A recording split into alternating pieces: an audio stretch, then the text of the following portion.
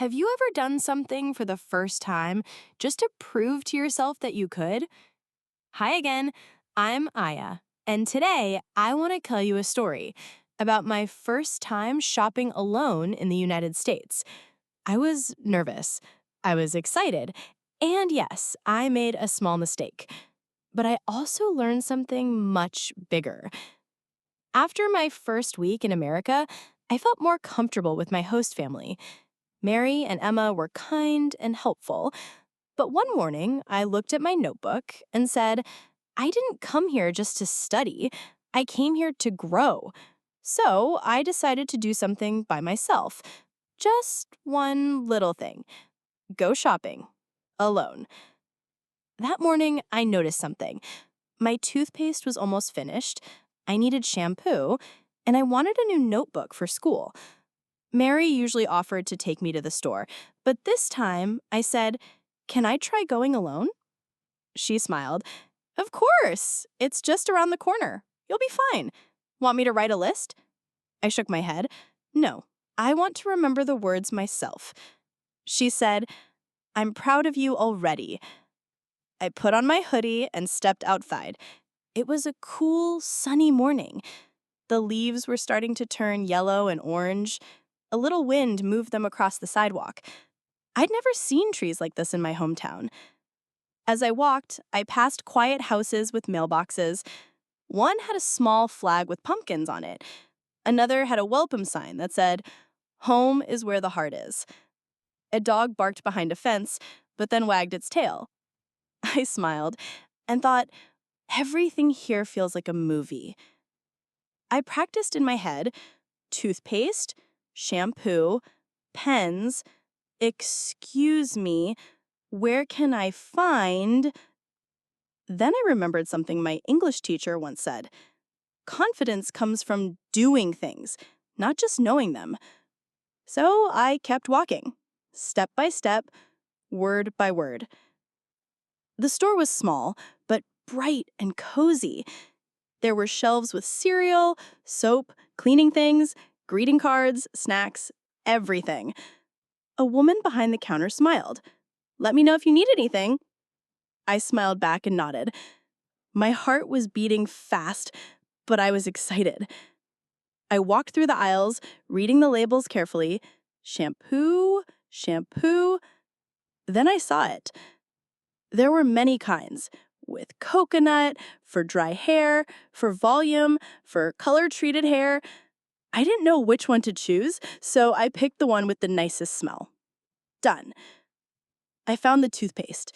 I found the notebook, but I wanted some pens too. I looked around but didn't see any. So I walked to the counter and said, "Excuse me, where do you hide your pens?" She laughed kindly. "Hide them? No way! They're by the greeting cards." I laughed too. "Oh, I mean, where can I find them?" She said, "You're doing great, sweetheart." I smiled. I felt brave. Before going to the counter, I walked by the snack shelf. There were chocolate bars, gummy bears, and something called pretzel bites, which I had never tried. I picked a small bag of chocolate-covered almonds, a treat for doing something scary. I placed my items on the counter: shampoo, toothpaste, notebook, pens, and my chocolate almonds. The clerk scanned everything. Then she said, "That'll be $12.85. I blinked. $12.85? I thought it meant $12.85. But then I looked at the screen. It said $28.50. I was confused. I thought you said 12. She laughed. "Oh no, I said 28, not 12. I blushed. "I think I heard wrong." She nodded. "It's okay. It happens all the time." I handed her my card and said, "I guess my ears need to practice too." She laughed again. "That's the best thing I've heard today." She gave me my receipt and said, "You did great. You came in by yourself, asked questions, and made me smile. That's a win." I walked out of the store with a bag in one hand and pride in the other. As I walked home, everything looked a little brighter. The houses were still the same, the leaves were still falling, but now I was part of it. A car passed by slowing, and someone waved. I waved back, not as a guest, but as a person who belonged here, even just a little more. When I got back, Mary was in the kitchen. I said, "I survived." She laughed. "How was it?" I told her about the shampoo, the pens, the funny mistake with the price. Mary smiled. That's how we learn, with real experiences. Emma gave me a high five. You're officially a solo shopper now. That day, I didn't just buy things. I bought courage. I bought confidence. I bought a memory. I made a mistake, but I also made someone laugh. I asked for help, and I helped myself grow.